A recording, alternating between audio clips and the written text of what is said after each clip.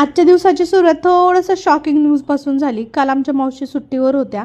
काल रविवार असल्यामुळे मला काही जास्त वाटलं नाही. बट आज सोमवार होता आणि आज इवाचे डॅडी ऑफिसला जातात. सो मी 9 वाजेपर्यंत त्यांना कॉल केला नाही. बट 9 वाजता मला कळालं की ते येणार नाहीत आणि येणारच नाहीत तर काय, ते आता इथून पुढे 8-10 दिवस येणारच नाहीत अशी कल्पना मिळाली.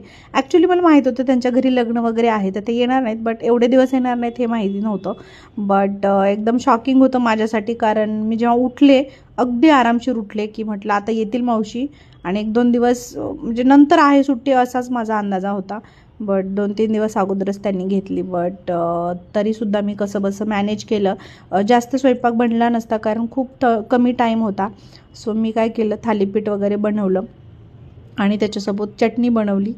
आणि त्यानंतर इवाला मी घेऊन गेले होते गार्डनला, कारण इवा खूप दिवसापासून मागे लागली होती की मला तू गार्डनला घेऊन जात नाही आणि सुट्ट्या आहेत, तू घरीच बसतेस.